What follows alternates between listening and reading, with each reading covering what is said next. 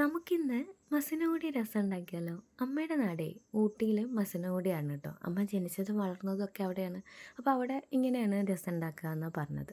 നമ്മുടെ നാട്ടിലെ രസക്കൂട്ടൊക്കെ പോലെ തന്നെയാണ് എന്നാണ് തോന്നണേ. ചെയ്യുന്ന രീതിയിൽ കുറച്ച് വ്യത്യാസം ഉണ്ടെന്ന് തോന്നണു.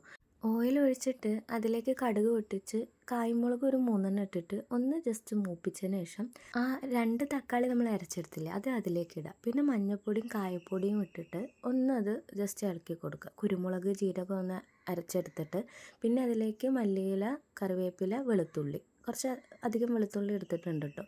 നല്ലപോലെ ഒന്ന് ചതച്ചെടുത്തിട്ട് ഈ മൂപ്പിച്ച ഇതിലേക്ക് നമ്മൾ ഉപ്പും ഇട്ടിട്ട് ഈ ഒരു മൂപ്പ് വന്നു കഴിഞ്ഞ് കഴിഞ്ഞാൽ അതിലേക്ക് ചതച്ച ഒരു ഐറ്റംസൊക്കെ ഇട്ട് കൊടുത്തിട്ട് അതൊന്ന് ജസ്റ്റ് വാട്ടിയെടുക്കുക.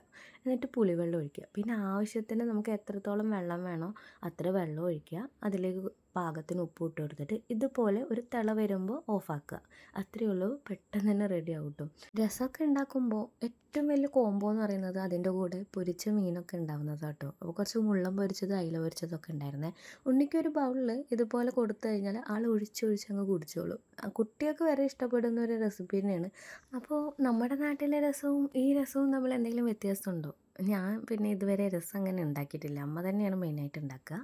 അപ്പോൾ ഇന്നത്തെ വീഡിയോ ഇത്രേ ഉള്ളൂ.